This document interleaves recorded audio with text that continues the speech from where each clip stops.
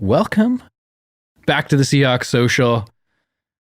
Denny Dumas, Lucas McCann, fired up after the Hawks are back in the win category. We are 6-2. Big win over a very struggling Atlanta Falcons squad. But a win is a win is a win, Lucas. Is a win. Here are recap coming up.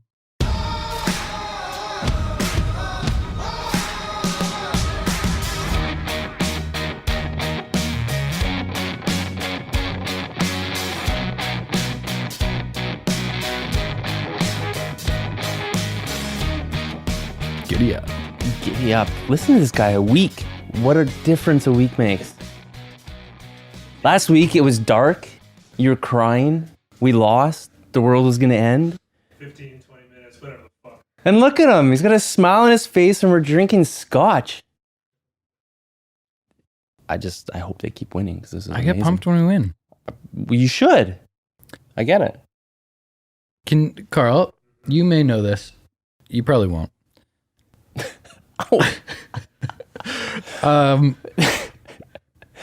How do these people get these commentator jobs? I want to ask you that. You're right. I have no idea. It's so bad. Every week, it's so bad.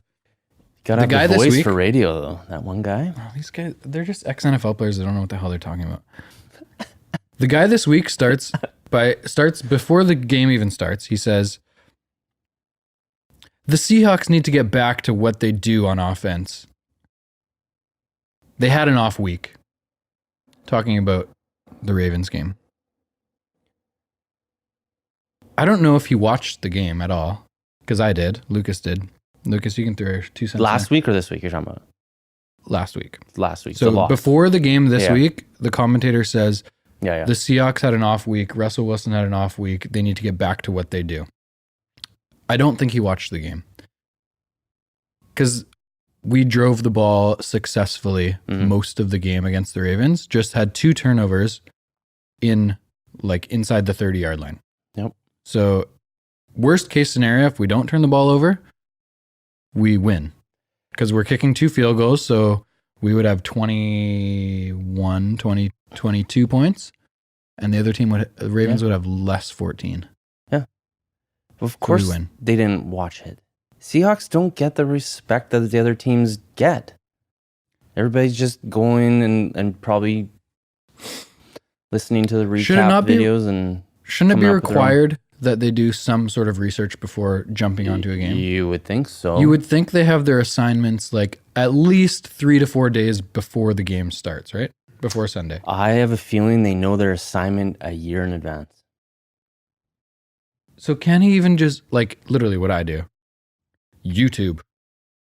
Seattle Seahawks recap. Do you see how old these people are? YouTube? Do they know what YouTube is? No, these guys are ex-NFL guys that are in their 40s. I don't know who it was this week, nor do I want to know. I'm pretty sure they're in their 50s and 60s. Well, who's the one? What's his name? Collinsworth. I want to say it's Collinsworth. They just have a voice for radio, some of those guys. That just sounds so good. Do you think everyone thinks that, Carl? Because obviously, I love sports. Mm-hmm. I love the NCAA basketball tournament. I love the NFL. I love the PGA. Oh my God. Okay, never mind. We can talk about Tiger Woods. I know that's Tiger Woods. Wow. Do you think regular people who maybe don't know as much about the sport think that these commentator people are intelligent? Yes, 100%. Because they don't know what the fuck they're talking about. I think they're just there just to keep it, I don't know, easy to follow. I don't think they try to go into too much depth. So it's for an average Joe. Yeah, exactly. Because you know who one of the best guys that I like in the NFL right now, and who should do more, is Tony Romo. Yeah. 100%. He's really good. Which is so surprising because he can sit there and he'll pick out the plays of what's going to happen before it happens, and then they do the play and they're like, wow, well done. Well, it's just quarterbacks are super intelligent people. Yeah. And he was a pretty good quarterback, although he didn't have a very good record in the playoffs. But he, just down in distance, right? 3rd and 3, this is what the team has a tendency to do, so it's easy to, and look at a defense like he has done for 15 years. say, okay, they look like they're playing zone. This is a play that I run against the zone, and often that works, right? Yeah. But I like that type of analogy. Maybe for people who didn't play football or don't know it as well, though, or don't watch it every week, that would sound like some sort of crazy science to them. Like they don't understand. Yeah, like when he's talking about coverages and the MAC linebackers lined up over here. Does the average person know what a MAC linebacker is? No, they don't. But you have the two people who are going back and forth when it comes down to it. So you have the color commentator and the other guy who's the expert in what's going on. But it just sounds like lately it's just been two color commentators just talking about football. Mm. Do you remember, this has got to be like 10 years ago, they had a comedian? No. Did they? Yeah. But he was like somewhat comical, but like trying to be analytical. Did it work? I can't remember the guy's name. Can you Google that? This was the NFL? Yeah, can you Google that? Comedian NFL commentator? I can't remember the guy's name. NFL commentator. I vaguely remember this. Dennis Miller? Yes. Oh, yeah. He wasn't a football guy. Like, he didn't know much about football, but they had him commentate for, I want to say it was a year. No way. Really? Yeah. Wow. It wasn't like a one game thing. Yeah. He was on often. You know who else was great? Was Gruden. Gruden was I so really, good. really liked him. Yeah. But obviously he's coaching now, right? But he was more of like, wasn't he more of like the breakdown guy? Like he would, he was unreal. Yeah. And he would do like pregame interviews with quarterbacks and whatever. So do you think he should just never have gone back to coaching because he's not doing so well there? Or? No, he's not. Where is he now? He's in Oakland. Oh, yeah. That's not working out. But he also inherited a ton of problems there. That is correct. But hey, he got paid. How do you not go to a $100 million contract? How do they give that much money to a coach? Hold on. What? Yeah, look up his contract. Look it up. Jay Gruden contract Oakland. He got paid. 10 years, 100 million? Isn't that insane? That's actually crazy. For a coach?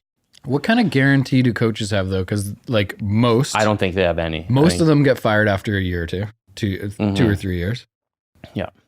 So it's there's probably no front guarantee. loaded. So you probably have like in the NHL where you get 40 million first year and then 30, 20, and I can't see a coach making $40 million.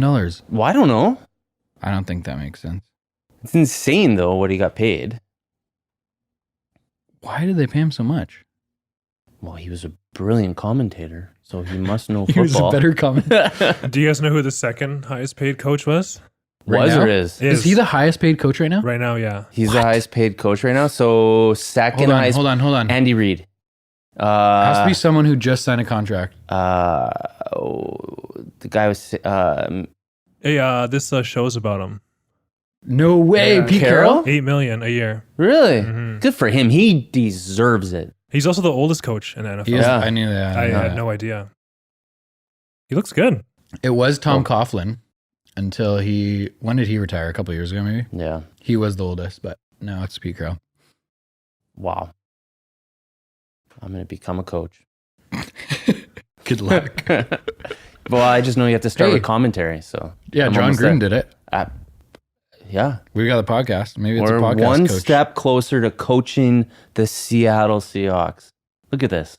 Podcast is going somewhere. I'm telling you. We are going to get Pete Carroll on the podcast at some point, Oh my god. whether it's now or in 35 years from now when he's like not even relevant. We I'm should get a okay little with that. bobblehead of him and Dude, 35 little years from small now, he's going to be voices. on his deathbed, man. Have you seen how much energy that guy has? That's He's going to true. live that to guy's living 120. past 100. Yeah. As long as the heart lasts, he'll be okay. His shoes too, man. I fucking love his shoes. The Nike Do you see Monarchs. Russell Wilson's? Yeah. We haven't talked about this. Doesn't he have special monarchs that was made specifically for him? Likely. Yeah. He makes $8 million a year. I'm sure Yeah. someone's going to make a shoe for him. Did you see Russell Wilson last year for Halloween dressed up as Pete Carroll? No, he didn't. Yeah, and he did like an Instagram video that was a couple minutes long, and it was just him talking about the Monarchs. Oh my god. So he's like, guys, it's a great day to be alive. We're happy to be in the locker room today. Go Hawks! I got my Nike Monarchs on, a fresh, clean, new pair of Monarchs. Oh, You got to my Google God. it. It's really funny. That is brilliant. Yeah. I really think that a lot of NFL players aren't smart enough, or they're smart people, but they need to focus a lot more on their personal brand because football only lasts them so long. But somebody like Russell Wilson is building a following that will last him a lifetime outside of Who football. else do you think does a good job of that in the NFL? In the NFL? That just comes to your mind right now. I don't think I follow anybody else because I always just see him following. No one really sticks out. No one really sticks out. Not in the NFL, but elsewhere. Like, The Rock is killing it because he's just built a personal brand based on what he does. Or Will Smith. Will Smith is good too. Yeah. But when was the last time he did a big movie? Gemini? Well, he just did one, but it's not really taking I think off. it was like straight to DVD. Oh. Yeah, he's done 2 Netflix ones back to back. Didn't he do Yeah. Bright and that? He had the other one. Yeah. Oh yeah, Bright. That was a weird movie. It was weird, but Netflix is paying him. So why wouldn't you keep doing it? But I can't think of somebody else. I just think about like Gary Vee. And Gary Vee is very big on, with Vayner Sports, on building, like bringing these young kids who have like a 2 to 3 year lifespan in the NFL, who make a ton of money, retire when they're 23, 24, and don't know what the hell to do and spent all their money. And they're done. And now they're working at Tim Hortons or a car dealership because they blew millions of dollars because they lived that lifestyle. But he's helping them build a personal brand and understand life outside of football and how you can get further ahead after this. And I think that those people who are going to be with him and Vayner Sports are going to have a 100 times different lifestyle outside of it, but haven't bought into Vayner Sports yet and what they're doing. It's just like kind of finding a way to always be relevant, right? Even after your career. Well, I think it just depends on what your plans are. I think a lot of people probably, they just want to get to the show. Then they get to the show, they want to get paid. And They get paid, then they get injured, and now what? I think Like, look at Lynch. Right. Didn't spend a cent So of his money, his whole career.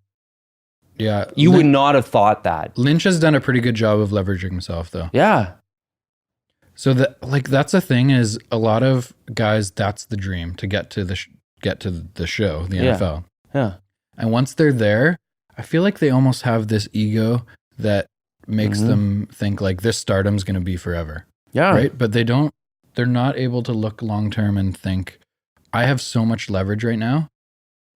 Literally 80,000 people show up to my game every week. Yeah. The attention is And- on me right now. I need to keep this going. Someone who's not even good starts an Instagram page, Yeah. or like a new person to the Seahawks starts an Instagram page, 300,000 or 400,000 followers day one. Yep. That's a shit ton of leverage in terms of like marketing yourself. And with brands, a lot of brands want to use athletes because they're so popular, right? But it seems like a lot of, if we're talking about NFL specifically, a lot of the guys almost have this ego that they're like bigger than that. Yeah. But it doesn't last long. Because as soon as you're done, unless you're a top 5 running back receiver or like a top 10 quarterback, your career ends when your career ends. Whereas like obviously a guy like a Tom Brady or a Russell Wilson or an Aaron Rodgers, even if they suck on social media, they're still Aaron Rodgers, right?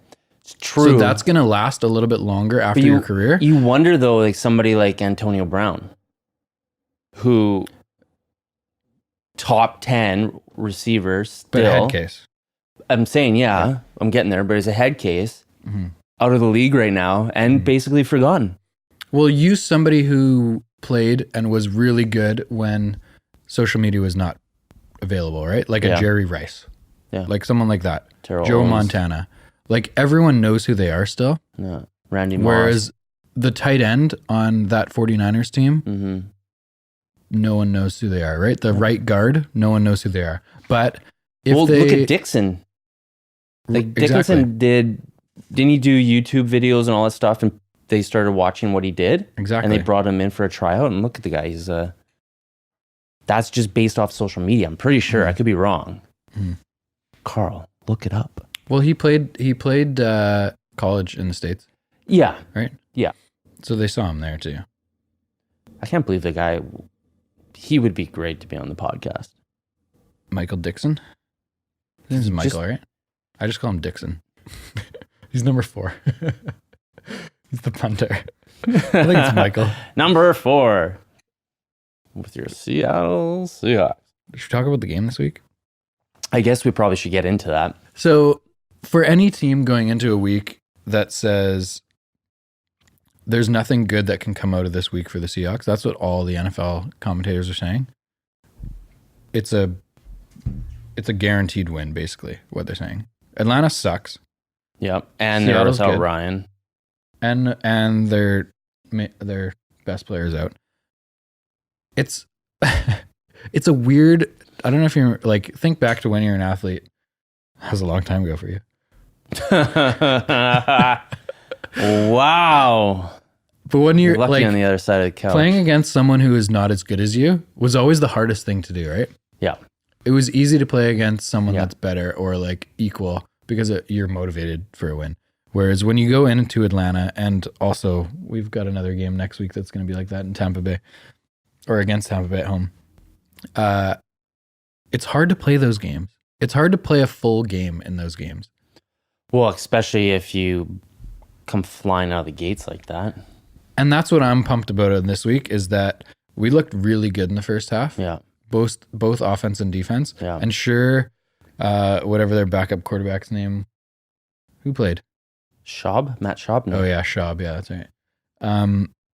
He had a big day. Yeah. Most of it happened in the second half. Yeah. Julio Jones had a big day. Oh my Most of that happened in God. well, actually, he had a good first half too. But He had a great What I'm- second half, too. Like, how do you not... We're just not even talking about second half yet. We're still talking about first half. what I'm pumped about is how good they came out of the gates, how good the defense looked. Yeah. Even though, okay, our team is not a top 3 defense this year. I get it. But Mhm. I think we're underrated in the way that we'll give up a lot of yards, but we give up not that many points to good teams. Well, we're pretty good at giving up the 10 and outs going all the way down the field till we're about 30 yards from our own end zone, and then we decide to play. And now maybe it's just because we get tighter. We do zone defense all the way down, and then we man up, and maybe we get an interception here and there and stop. What them I for a like field is goal. I don't know how many field goals we give up. Yeah. That's a good thing, right? Yeah. Especially when people are missing 2 in the Yes, first you half. gotta. It's not good to always be giving up points. Period. I'm but- happy to give up a field goal anytime. And they were missing field goals this week. Exactly. Especially when they're 50-plus yard field goals. Yeah. What I liked was the defense gave up 0 points in the first half. Mm-hmm. They gave up some yards, but Yep. didn't give up touchdowns. Gave up a couple long field goal attempts. Great. If they make them, who gives a shit? Second half, It's got A to lot be of- tough, right? It's got to be tough when you get to the second half to be up 24-0. I feel like you were telling me this before. That's exactly what you're it saying. is. Playing with a 24-0 lead is going to be tougher than playing with a 24-0 deficit because your motivation is going to change. You're already thinking, okay, where am I going to eat after this game? Where's the party? Where are the ladies? What's going on? I have Right. 2 more quarters. The other guys are thinking, this is BS. Yeah. I'm stuffing this down their throats and we're going to make this happen. And then look at Jones. Came out of nowhere. Well, didn't come out of nowhere. The guy's a beast. But man, was he just decided to take the game into his hands. Well, he's their big weapon on offense. Yeah. Is Double he- team him. Is he the best receiver in the league? No. Who do you I think's think better? I think Tyler Lockett Tyler should be Lockett in the equation. is Dude, unreal. No, okay. he needs to be in the equation. I Yeah. don't know if he's the best receiver in the league, but what was that Carolina guy? Something Smith, number 89. He reminds me of that guy. Steve Smith. Yes. Yeah, it's a speedster. Yeah. Right? Uh-huh. Fast, little, great hands, catches everything that's thrown at him. Hmm. Tyler Lockett doesn't drop the ball. And for the guy, he's tiny. Tiny. He's so small. And he's catching catches that there's just no way that this should be happening. It's so funny how him and Metcalf play the same position. Yeah. But Metcalf is going to be a beast in this league. Like he's still dropping some big catches that he should catch, but then he's also making some good catches. So Lockett. it kind of makes up for it. But Lockett Lockett doesn't. Targeted 6 times, Carl. 6 receptions, 100 yards. But it's every game like that. Yeah. He catches the ball. Throw it in his direction, he catches the ball. But I really feel that a team like ours is going to be super successful by having two good wide receivers because it opens both of them up. And that's what they're doing. But once Metcalf can start like catching ridiculous throws, then Lockett's just going to be wide open. It even happened in this game. Metcalf would just walk down the end zone and caught that. I don't know if you've watched them that much this year, Carl, but like Tyler Lockett's route running he's obviously so quick and fast. You just can't keep up with them, yeah. But his route running is really good. And that's where Metcalf is not there yet because he's young, because he's a bigger guy too. He just can't create separation like Lockett can. And so Lockett with phenomenal hands, plus he creates separation. Like he's such a good target for Wilson right now. Anyway, coming out of halftime, the mindset changes, right? Going into a game, you're thinking, okay, well, let's put up some points. The offense, Russell Wilson and the offense, let's put up some points. But coming into the second half, literally their job is to just waste the time, right? Yep. Like, we're going to run the ball a lot. We're going to take a lot of time off the clock, and we're going to win. And so, like, all these NFL analyst bullshit guys that talk about, oh, Seattle's not as good as they think they are. You know, they only beat the Falcons by 7. They're not watching the game. And I don't like that. Yeah. I think the game was not close from the beginning. It never really was. And like, regardless of whether it's a 7-point game or a 27-point game, it doesn't really matter.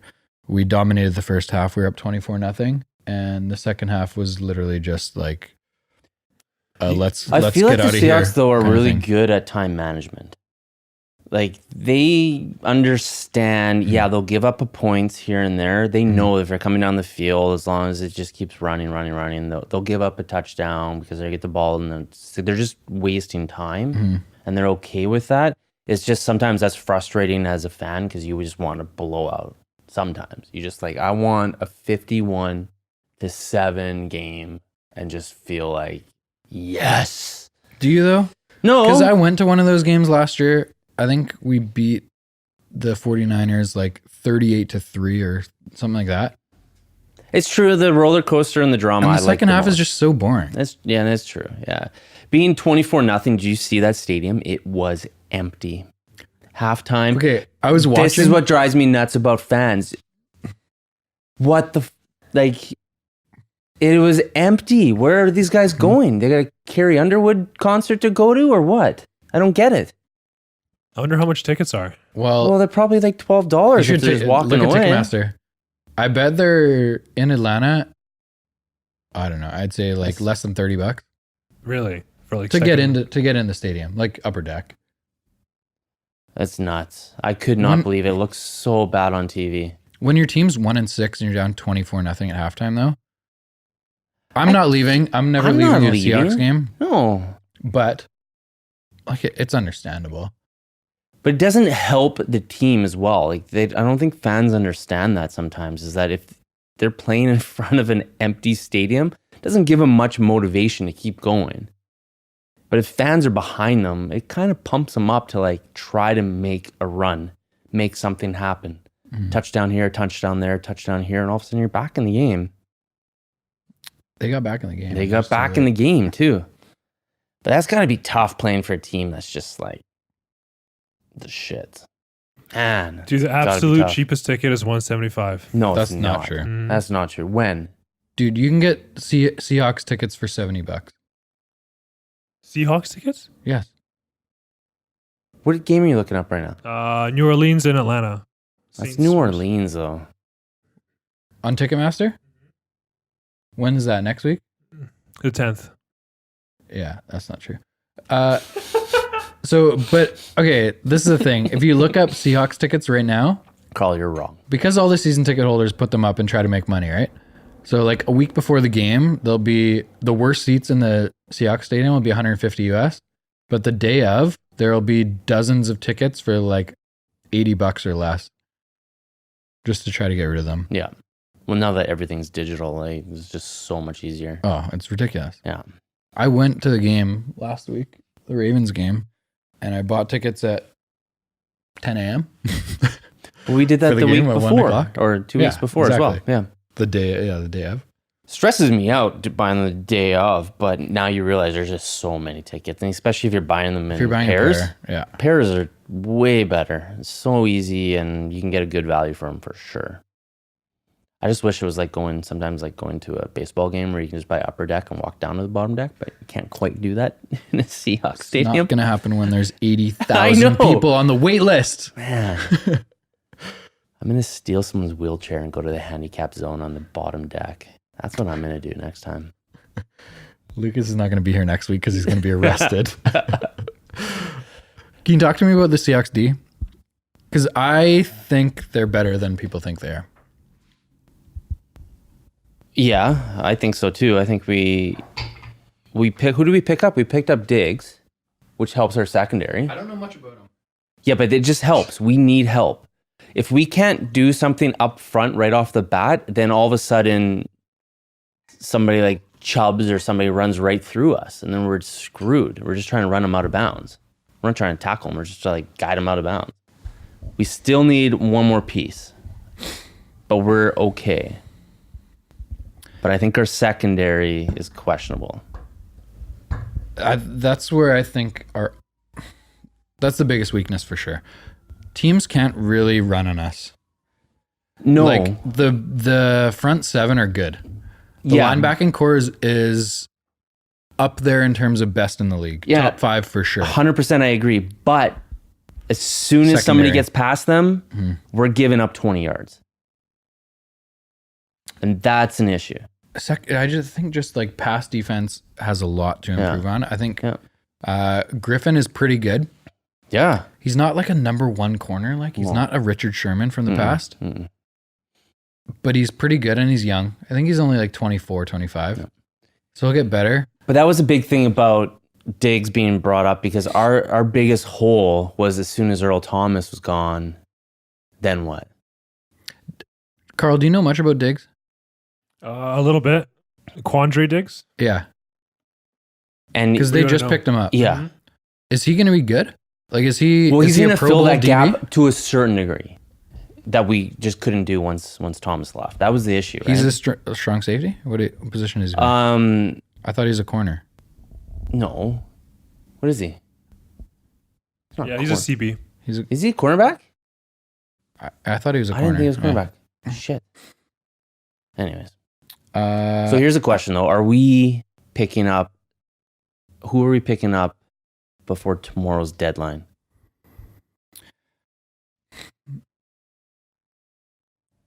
I would love So do you think because Britt got injured? No. That we're screwed, or do you think we're still going to be okay? So if you look at the last few games, obviously Atlanta's not a great defense and we ran all over them in the first half. Yeah. So that's not necessarily a great test for us. But I think the offense played pretty well against Baltimore, who is a pretty good team. I think the O-line is okay. I think they're good enough to win games. I think where we missed Disley. No, he's a defensive back, not a cornerback. Defensive back and cornerback is the same thing. Never mind. Defensive back just groups them all together. Sorry. And you guys are still missing Trey Flowers, right? Flowers got hurt last week. He got hurt against the Ravens. So I don't. Yeah. Does it say what is? It just says out. He says he might come back next week. Okay. So do you think I was wrong? So Quandre Diggs is a strong safety. He is. Yeah. Okay. And same with Lano Hill. Those are the two guys, right? The two starting safeties. So Diggs is out though. He's hurt. No, he's good. It says maybe okay. So Bradley McDougald is there right now at strong safety. Yeah. I don't know if he's versatile enough to play corner, but I think where we're weak is corner. Yeah. But what do you think about? So here's the thing: do we need more help in defense or like the O-line? Now So that if I could pick 3 players, can I pick 3 players? you can pick Okay. 3 players. One corner. Yeah. I don't know anything about Diggs. Where did he come from? Houston? Yeah, I can't remember the last time I watched a Houston game, so I've never really seen him play. I watch it every week. I think losing Disley is That's- a big loss for us. Yeah. I think Luke Wilson is a second string tight end. Yeah. So if Disley was big, I would love to see a tight end, but I don't know if any good ones are available right now. Corner would be a spot to fill. That's really, I guess, an offensive line guy. Losing another one this week. Britt going down with what looks like a torn ACL, out for the season probably. But honestly, that guy that came in, what's his name? Joey Hunt. He actually looked pretty good. Are you serious? He's a Really? little guy for He's an tiny. O-lineman. For an What is he, O-lineman. 6'2", under 300 pounds for a yeah. center? 6'2", 299. You Why need to didn't they be the just give biggest him- guy on the field. You have to be the biggest guy on that field. That's your role. You know how much? That's not true. It has to be. No. No, come on. You gotta be a beast. Usually the guards are bigger than the centers. You gotta be a beast, man. Centers have to be agile. So honestly, I kind of liked what Pete Carroll said about Joey Hunt after. I think he's young. How old is he? He was is a 25. Yeah, exactly. There you go. He's young. Pete Carroll said Joey Hunt is much more athletic and his IQ is higher than Britt. So to me, Wow.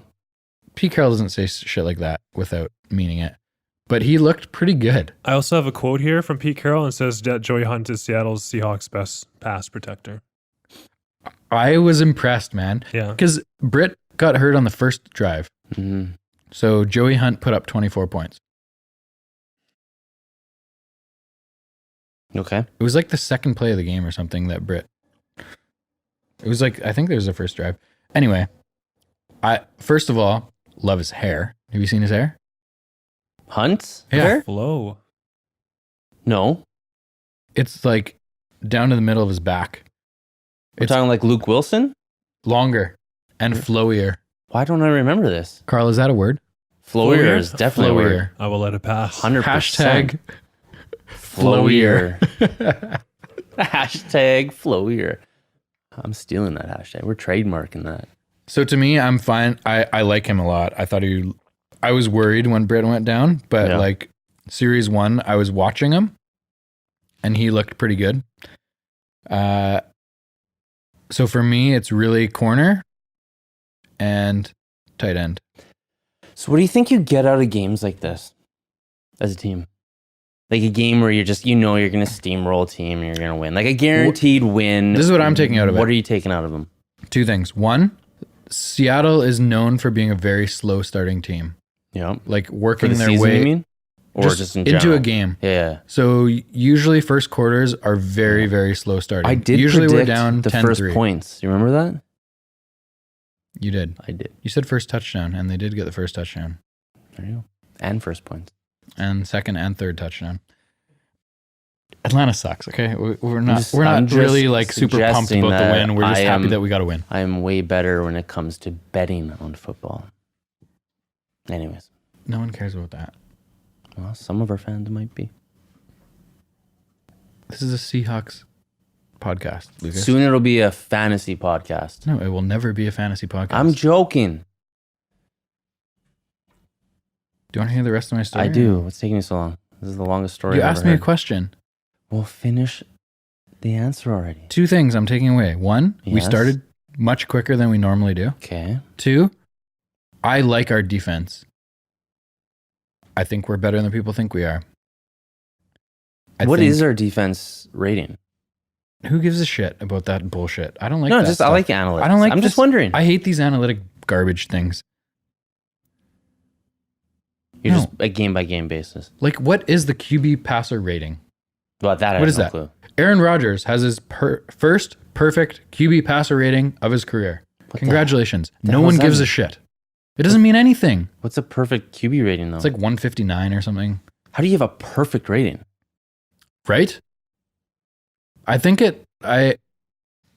Has to do with like so many completions, so many yards, not that many incompletions, but there are incompletions. And so if there's an incompletion, you can still have a perfect rating? Perfect rating, but not obviously not perfect. Sounds terrible. It's a weird formula, honestly. Anyways. What are you taking out of this game? I think of it as, like, in sports in general, a win pumps you up and gets especially for somebody, like, look at the Seahawks, they're 4-0 on the road, first time since 1980. That's huge. Winning on the road is huge. Hold on. First time since I was born. Okay, keep your thought in your head. Yeah. Can we mark this as a historic event in the Seahawks Social Podcast? Because this is the first time Lucas has brought a stat to the podcast. That's not true. First time the Seahawks are 4-0 not true. Since 1980. That's a great stat, by the way. Well, there you go. Can't verify it was a true stat. Could be wrong. I might have made it up. I will just leave it. But, fuck, it's amazing.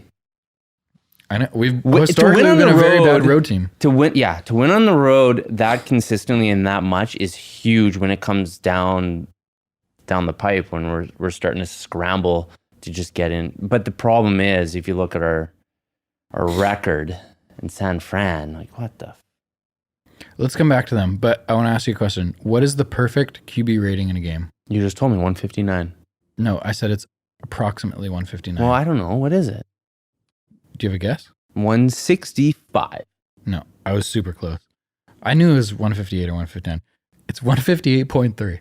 0.3? I know, it's such a stupid equation that it comes up to 0.3. Is it in like Murphy's terms of... I believe it's a logarithmic scale.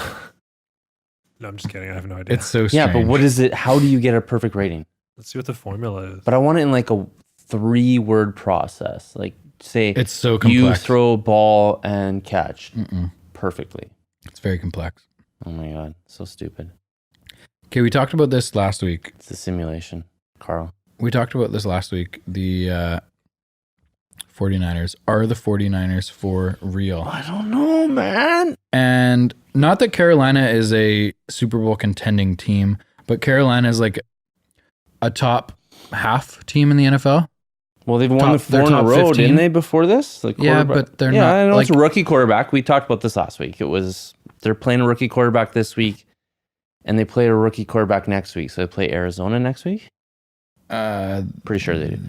Yeah. So it's not a huge test, but it's driving me nuts that they just keep steamrolling these teams. Let's see who Carolina's beat. Carolina beat Arizona. They beat Houston. They beat Jacksonville and Tampa Bay. So they haven't really played a good team.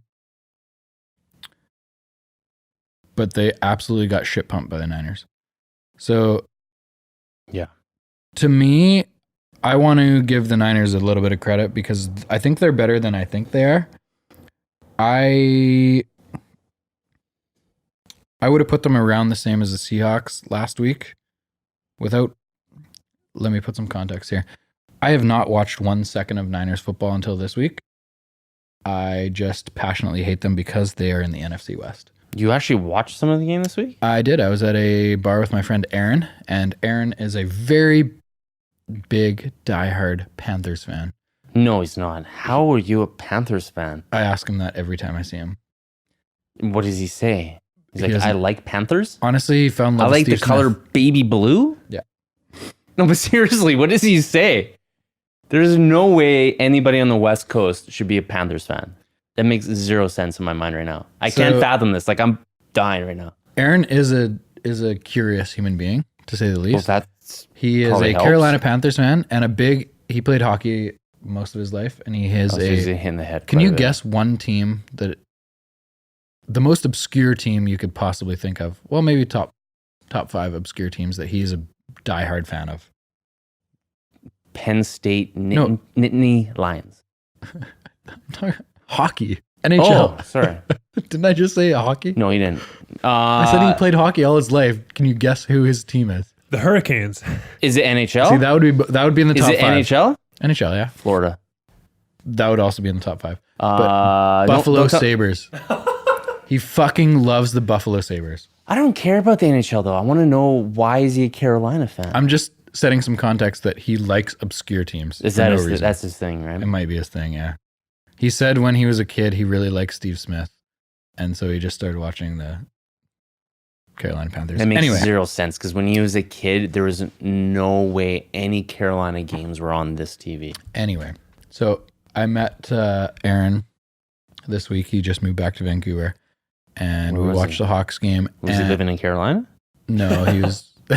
yeah, that would be a much better That story. would make sense. But no, he was living in Kamloops, which is much worse. Now it's starting to make sense.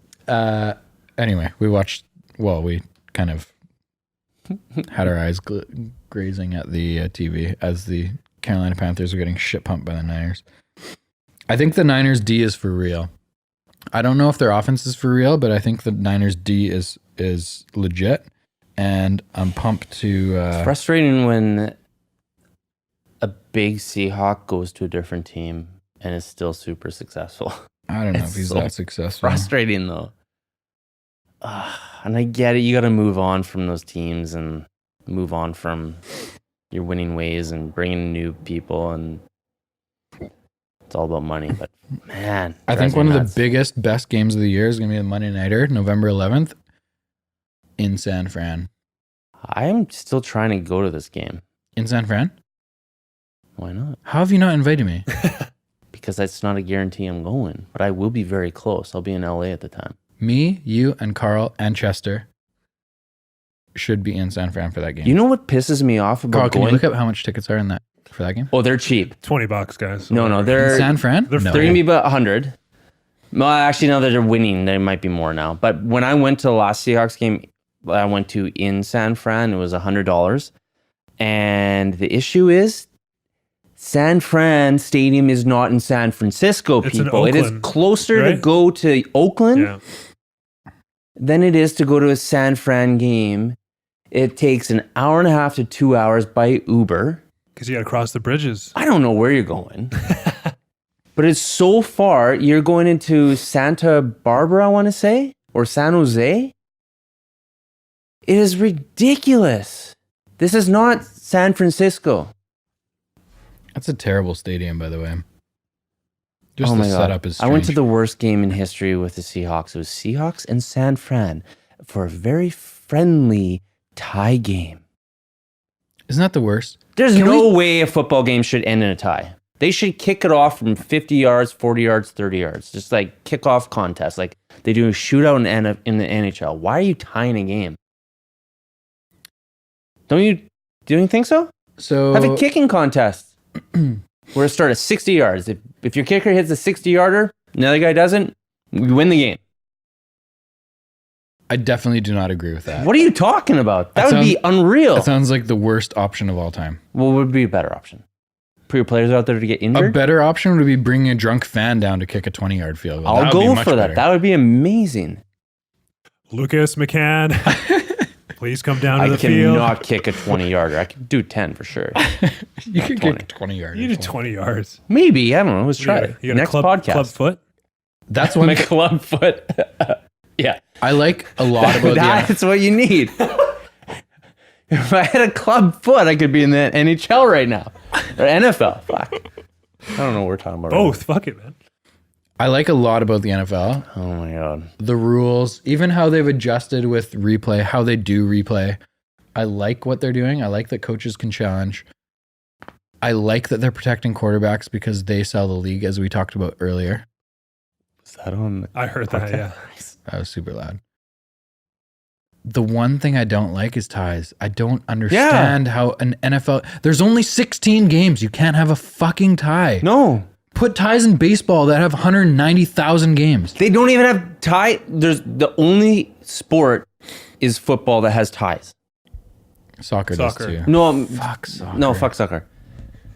Between baseball, hockey, which used to have ties, Right. and football. So why a sport like that should not have ties? I don't understand it. So what should it be?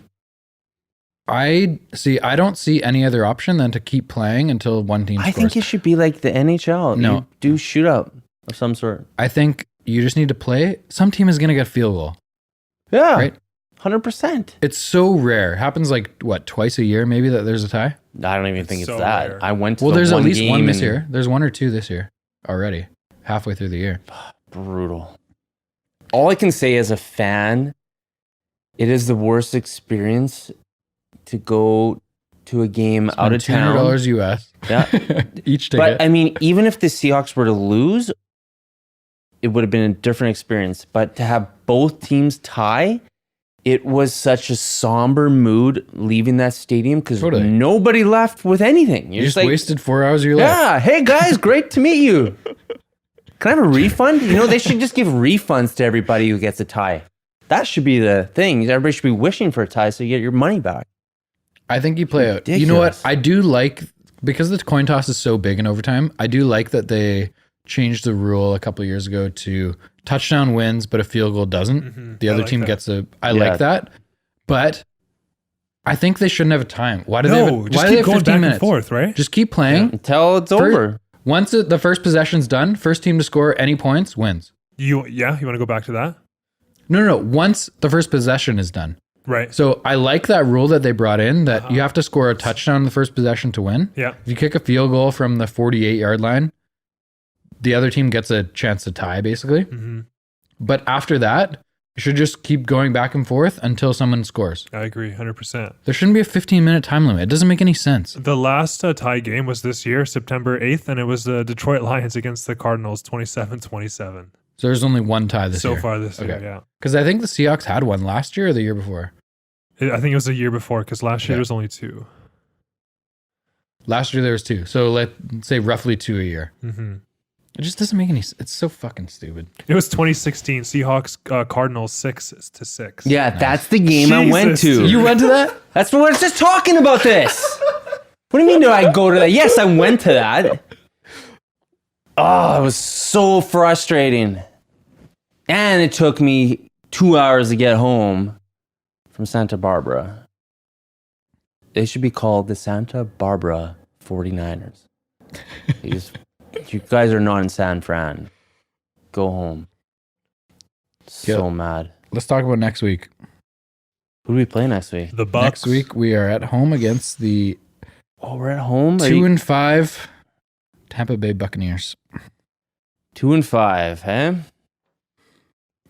Tampa has not had a great season to start. Not great at all. Who's the quarterback? Jameis Winston. That's right. Oh, that's right. He's exciting. He is exciting, but He's just like He's just been terrible. he's not though. consistent at all. No, he's just like super inconsistent. he's just been a dud. they beat the Panthers and they beat the Rams. Mm-hmm. Interesting. Did they destroyed some team? What was that? Was that the Rams?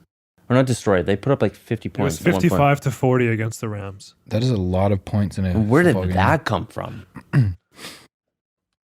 That's what screwed me my next week in fantasy. I'm like, oh my god, Tampa Bay. Oh shit. They're honestly, they're probably better than we think they are at 2-5 because they've played some good teams close. They beat the Rams. They lost to the Saints by 7 last week, 2 weeks ago. They lost to Carolina last week, which is not great. But they play some decent teams close. Anyway, predictions for next week. Well, can we start keeping score of our predictions? Yeah, we I are. got the predictions from now on. Denny's up 3-1. There's zero chance. We're starting from right now. No, we're not. We're, No, we're no. going backwards. Carl, we have this on record. We're doing. Wait a minute. Guaranteed, I am winning this. I am winning. Okay, so let's do predictions. Are we predicting we predict a win or a loss? No, that doesn't make sense. We're always going to predict win. So what are we predicting? The score? Who scored? Like what team scores first? How should we do this, Carl? I don't know. We can do that, or we can just do the score. Why don't we say there is 2 points There should available each week? So Yeah. Okay. hear me out here. Well, hurry up. Win or loss, we each get a point. So if let's say next week we all say Seahawks win, they win, we all get 1 point, but the person with the closest score gets another point. Okay. Okay. You know what I mean? So if Carl says 30-17 and that's the score, he gets the second point, and me and you only get one. Okay. Can I just say one thing? Hmm? Miami's punter's name is Hack. He's a hack. His first name? His last name is Hack. What a great last name. Anyways, what are your predictions? At home against Tampa Bay, the Seahawks have proven to not like winning games by more than 7. I think Tampa is better than people think they are. I'm going to say the Seahawks win 31-24. 31-24. So we're doing win-loss and points. That's it. So those are if the 2 you points. correctly predict the win, Okay. you get a point. Okay. And then the person closest to the points. Well, obviously, I'm going to go for a win as well. I'm going to see more points because I'm going to say this is going to be the game that Metcalf catches a few more than he has in the past. Like actually catches something that he should not have caught because that's what I want to see from Metcalf. I'm going to go 40-21. Seahawks win. So my thought is that the Seahawks don't give a fuck about putting up points. 100%. As was proven this week. Yep. They want to win games. That's all they care about, Yep. which makes sense in the NFL. You only have 16 games. If they're ever up by 10 or more, their goal in life is to run the fucking clock out, right? So I True. don't see them putting up 40 points. I do because I see a few interceptions or fumbles. But they have to be pick sixes. No, they could be sacks for fumbles and run back. Sacks for fumble. Yeah, it's the same. It's not a thing. pick six. It's the same Pick thing. six is interception So running back. you're talking about the defense scoring Yes, points. exactly. So what I'm saying is that Winston gets himself in trouble. He's not sitting back in the pocket and throwing the balls. He's trying to run. Mm-hmm. He's trying to make something happen out of nothing. And then he does nothing. And he's going to get sacked and destroyed. And the Seahawks are going to run the ball back and we're going to get 40 points. Carl, Yes. before you give your prediction, would you classify Lucas and his explanations of things like he just did as philosophical? Because I would. Very much so. There's a lot of thought. There is a lot of thought. A lot of thought, a lot of feeling, a lot of energy. Not a lot of sports understanding, but a lot of thought. Shots fired. Shots fired by a Patriots fan. How are you not on that patio still? Get out of here. So my prediction, Seahawks win 28-17. Wow, he picked the Seahawks for the first time this season. Okay, no. I pick actual winners here. I'll be honest, but the Seahawks will win next week. We're going to call Carl out right now. Carl, Yes. Here we go. what do you think the Seahawks' chances of making the playoffs are? 100%. Ooh, wow. Wow. That's higher than I thought. Wow. What do you think the Seahawks' chances of winning the division are? Keep in mind, we're 6-2. San Fran's 7-0. The Rams are still relevant. Hold on. Let me get this for you before we go there. The Seahawks still have 2 games against the Niners. The Niners, I think, just have 1 game against the Rams left, which I think the Rams are better than people think they are, better than the record shows. So that could be 3 losses right there. So, based on all that information you just gave me, I think the Seahawks have a 37.5% chance of winning the NFC. NFC, what? Like winning the division? The first division, yeah. Where did you come up with that? And do you think the Rams have any chance of winning the division? I don't know. After last year's Super Bowl, They're not the team that they... Yeah, I don't think so either. Yeah. Todd Gurley is not the same guy. Goff isn't the same guy. So you think the Niners have a 62.7% chance of winning the division, and the Seahawks have a 30... Take away the 62, maybe give 20% to the Rams, and that's 20. my number. Yeah. That's more than half of the Seahawks, and the Seahawks are 6-2. Yeah. The Rams are 4-3. This is why Carl... You're welcome. This is why 4-3 or Carl's 4-1? behind the camera. Because he's super unbiased. And we need more biased opinions about the Seahawks. We should ask our listeners. We Listeners, should do you ask think we our should have listeners. guests on the show? 100%. We should do a Comment. call-in show next year or next week. You in? Who's calling in? Well, fuck. I'm hoping it's Pete Carroll. Guys, we're going to try to get Pete Carroll for next week. Don't get your hopes up. Don't get your hopes up. We tried it before. I've sent him numerous DMs on Instagram. Pete, if you're out there listening, we love you. And We'd love to have you and your Nike Monarchs on the show. Or just your Nike Monarchs. Up to you. We're happy to do a call-in show with you. Or we'll come to Seattle. Whatever works best for you. I just want to give you a hug. I'm pumped for next week.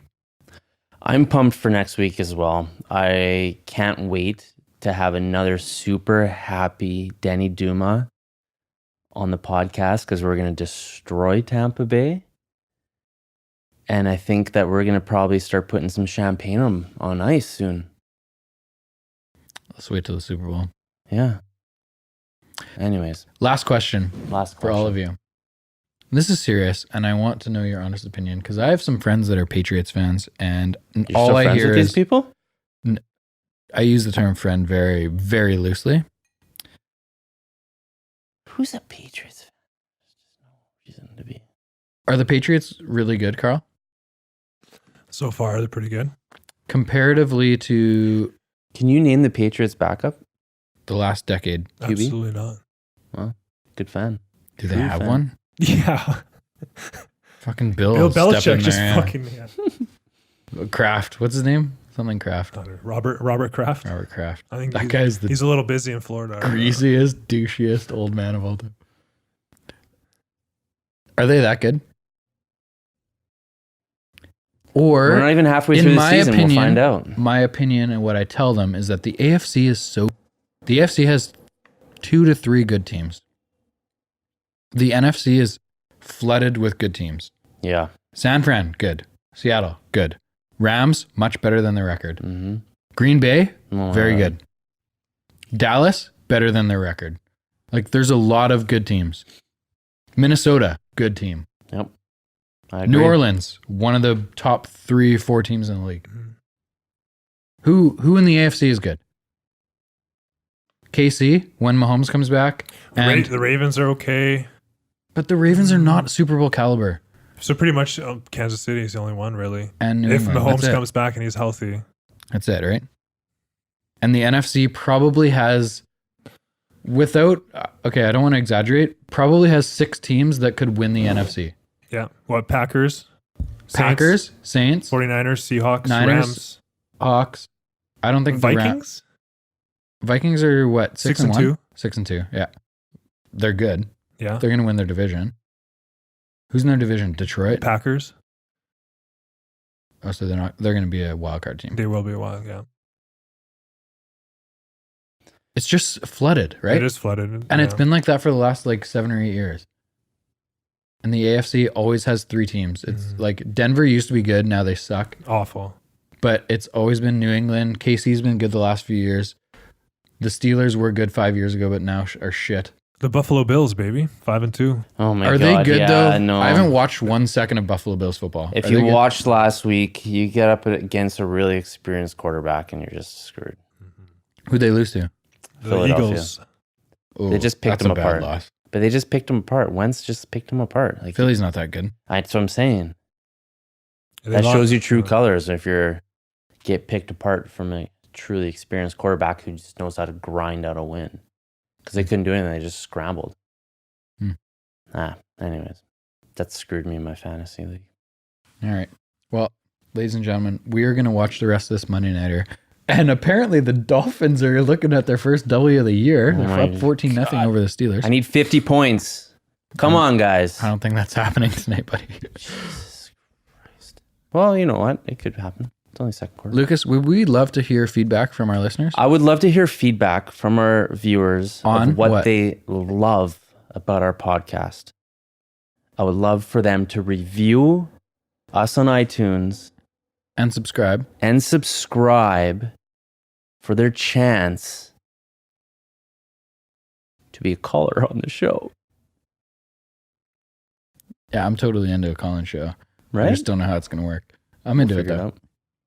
Leave us a review, guys. We'd love to hear what you think, whether you think we should talk more about the game and stats or less, whether you think these things should be longer or shorter. Longer is good. I'm okay with talking more. Whether you think we should have more than one scotch or less than one scotch on the show. That's up to you. Not Currently, really, we've had more than one. We would love to hear your opinions. Subscribe to the show. We love you guys. Till next week.